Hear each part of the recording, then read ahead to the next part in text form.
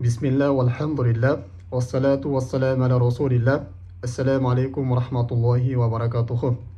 Урматтуу мусулман бир тууганым, орозонун дагы артыкчылыктарына келе турган болсок, орозо адам бул эрте менен сухур жегенден баштап кеч ооз ачканга чейин ибадат кылып жатат деген соопту ала берет.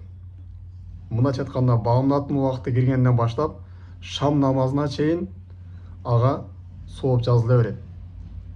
Ал өзүнүн муктаждыктары менен жүргөн болсо дагы, өзүнүн жумушун кылып аткан болсун, же бирөөлөр менен сүйлөшүп аткан болсун, же өзүнүн дагы башка бир кандай бир муктаждыктарын өтөп жүргөн болсо дагы, бирок орозо болгон болсо, бул адамга сооп жазыла берет. Эгер да ал уктап аткан болсо дагы, буга сооп бериле берет. Бул ибадат кылып атат деген сооп берилет бул орозо адамга. Бул тууралуу сахабалардан келет. Кааб радиаллаху анху айтат: "Ас-саиму фил ибада ма лам яхтаб". Орозо адам бул сооп ала берет дейт. Эгер деле бирөөнү гыйбат кылбай турган болсо дейт. Демек, адам гыйбат кыла турган болсо, буга ошол гыйбат кылып аткан жеринде же башка күнөө иштерди кылып аткан болсо, мына ошол жеринде ага сооп жазылбай калат. Бирок бирөөнү гыйбат кылбай турган болсо, бирөө менен урушпай турган болсо, же бир күнөө иштерге жакындабай турган болсо, өзүнүн дүйнөлүк муктаждыктарын өтөп жүргөн болсо дагы, мисалы үчүн өзүнүн жумушун кылып аткан болсо, же болбосо бирөөгө жардам берип аткан болсо, дагы башка кандай бир өзүнүн күндөлүк ошол иштери менен алек болуп жүргөн болсо дагы, буга сооп бериле берет. Эгерде күнөө иш эле кылбай аткан болсо. Дагы Хафса энебиз айтат: "Я хаббаза ибада" дейт. "Ана ала фираш, ана наиматун ала фираши", кандай гана орозо сонун ибадат дейт.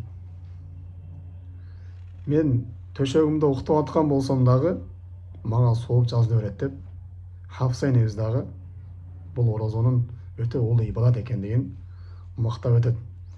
Демек, урматтуу мусулман бир тууганым, орозо адам орозо кармап жаткан кезде орозонун дагы тартиптерине, анын сүннөттөрүнө, мустахабтарына көңүл буруш керек. Өзгөчө күнөө иштерден алыс болуш керек. Орозо адам жаман сөз сүйлөбөш керек, бирөө менен урушпаш керек, бирөөнү гыйбат кылбаш керек, тилин сакташ керек, жана көзүн сакташ керек, өзүнүн кулагын сакташ керек күнөө иштерден. Эгерде ушундай жүрө турган болсо, бул адамга эрте менен кечке сооп жазыла берет. Ошон үчүн пайгамбар саллаллаху алейхи ва саллям айтат: "Ман хутима лаху бисиями яумин дахалал жанна". Кайсы бир пенде орозо болуп туруп жан бере турган болсо дейт, бул адам бейишке кирет деген. Анткени бул адам ибадатта жан берген болуп эсептелинет. Бул дүйнөдөгү акыркы көз ирмемде эле ибадатта кеткен болот. Кандай эле намаз окуп жан бергенде эле, кандай эле башка бир мечитке барып же Куран окуп жан бергендей эле соопко ээ болот. Мына ошондой эле ибадат кылып атат дегендей эле сооп алып, бул орозо кармап жүрөт деген ибадатта жан берип, эртең кыямат күндө бейишке кирет. Ошон үчүн пайгамбар саллаллаху алейхи ва саллям орозо адамдын эки сүйүнүчү болот деген. Ошол сүйүнүчүнүн бирөөсү бул хина ялқа раббаху, Роббусуна жолуккан кезде дагы бир ирет сүйүнөт деген. Бул эмнеге сүйүнөт? Ошол бейишти көргөн кезде сүйүнөт. Аллах Таала буну дозоктон куткарып койгондугу себептүү сүйүнөт. Ушу орозонун сообун көргөн себептүү бул адам сүйүнөт. Демек, орозо адам жан бергенден баштап эле бунун көзү жалаң кубанычтарда болот. Кайгы көрбөйт бул көз. Анткени пайгамбар саллаллаху алейхи ва саллям сүйлөсө абадан сүйлөбөйт. Аллах Таала вахий кылган вахийына жеткирет. Роббусуна жолуккан кезде бул адам дагы бир ирет сүйүнөт дейт. Адам жан берген кезде бул демек не? Бул адам бейишке татыктуу жан берет, ибадатта жан берет. Демек, бул орозого дагы биз не жогорку деңгээлде маани берип кармаш керек. Пайгамбар дагы бир хадисин айткандай эле, "Ас-сияму джуннатун" деген да. Орозо бул сен үчүн тозоктон калкан деген. Орозо бул сен үчүн тозоктон чеп деген. Демек, ким орозо болуп эле турган болсо, ал кабыр азабынан тозақ азабынан дағы башқа қиыншылықтардан ол құтылады. Жана ошон эле дагы пайгамбар саллаллаху алейхи вассаламдан башка бир хадистер келет. Инна лиллахи утақаа инда фитр. Аллах Таала ар бир оз ачкан кезде өзүнүн пенделерин дозоктон азат кылат дейт. Орозо адамдар оз ачкан кезде аларды дозоктон азат кылат деген. Залика фикру лайлатын, ал ар бир түнү деген. Ар бир оз ачкан кезде Аллах Таала өзүнүн орозо адамдарын дозоктон куткарып коет деп пайгамбар саллаллаху алейхи вассалам бизге кабар берген. Бул да болсо орозонун өтө бир улуу амал экендигинен бизге далалат берет. Ошон үчүн бизден мурунку солих кишилер орозого аябай бекем болушкан. Орозонун парызы болсун, же орозонун сүннөтү болсун, ошого кызыгышкан, таштабай аткарып жүрүшкөн.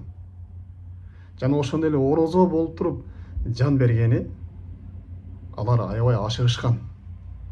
Ушул себептүү көптөгөн сахабият аялдардан келген, жана андан кийин солих кишилерден окуялар келет. Ошо окуялардан бирөөсү, бир солих киши жан берип жаткан кезинде ага уулу келип, ата сиз орозо элеңиз чаңкадыгына сууну ичип алың дейт.